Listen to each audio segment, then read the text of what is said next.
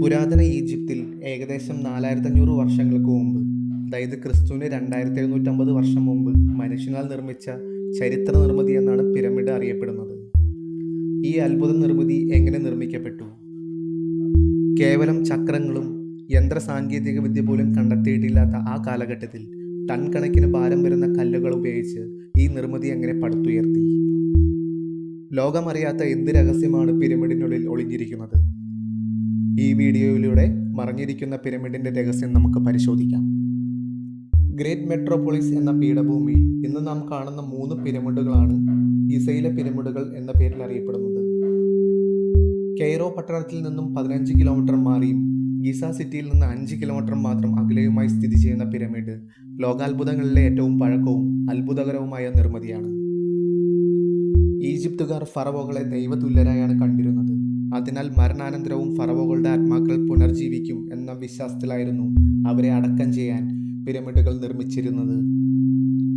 പുരാതന ഈജിപ്തിൻ്റെ ചരിത്രത്തിലേക്ക് നോക്കുമ്പോൾ ഫറവോ ഖുഫുവിന് വേണ്ടി നിർമ്മിച്ച ഗിസയിലെ പിരമിഡാണ് 3 പിരമിഡുകളിൽ ഏറ്റവും ഉയരമുള്ള പിരമിഡ്.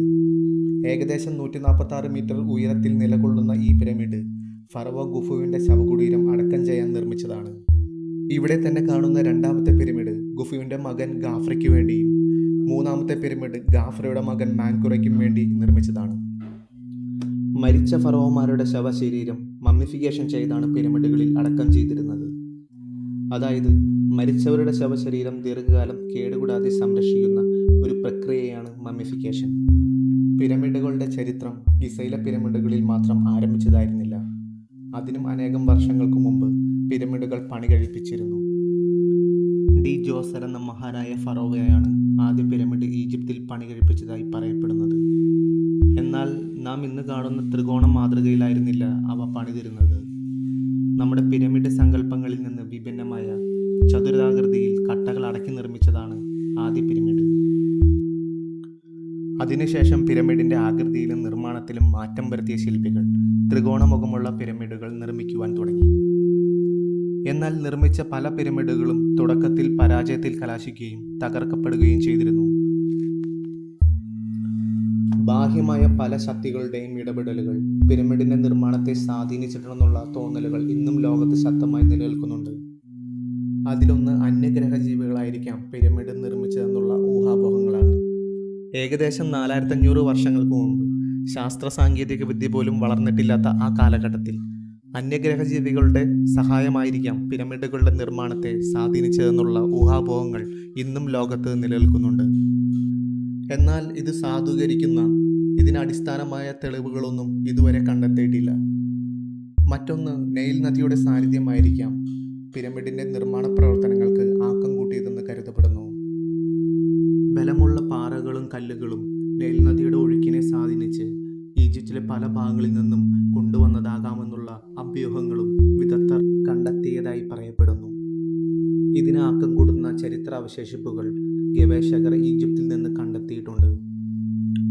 എന്നാൽ അടുത്തു നടത്തിയ ഗവേഷണങ്ങളിൽ പിരമിഡുകൾ അടിമകളല്ല, മറിച്ച് പരിശീലനം ലഭിച്ച ശില്പികളും തൊഴിലാളികളും ചേർന്നാണ് നിർമ്മിച്ചതെന്ന് കണ്ടെത്തിയിട്ടുണ്ട്.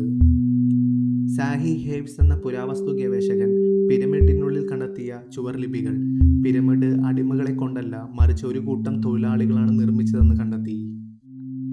പിരമിഡിന്റെ അടുത്തായി കണ്ടെത്തിയ ശവകുടീരങ്ങളും നിർമ്മിത അവശേഷിപ്പുകളും പിരമിഡിനോട് ചേർന്ന് ഒരു ഗ്രാമം തന്നെ ഉണ്ടായിരുന്നെന്നും പിരമിഡിന്റെ നിർമ്മാണത്തിലെ ശില്പികളും തൊഴിലാളികളും ഇവിടെ ഉണ്ടായിരുന്ന ഗ്രാമത്തിൽ വസിച്ചായിരിക്കാം പിരമിഡ് നിർമ്മിച്ചതെന്ന് കരുതപ്പെടുന്നു. 1922 ബ്രിട്ടീഷ് പുരാവസ്തു ശാസ്ത്രജ്ഞൻ ഹവാർഡ് കാർട്ടർ പ്രശസ്തമായ തൂത്തൻഖാമന്റെ ശവകുടീരം കണ്ടെത്തുകയുണ്ടായി.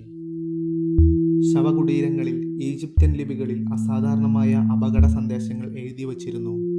തൂത്തൻഖാമന്റെ ഈ ശവകുടീരം കണ്ടെത്തുന്നതിലൂടെ ഇതിനു സഹായം നൽകിയ പലരും മരണത്തിന് കീഴടങ്ങി.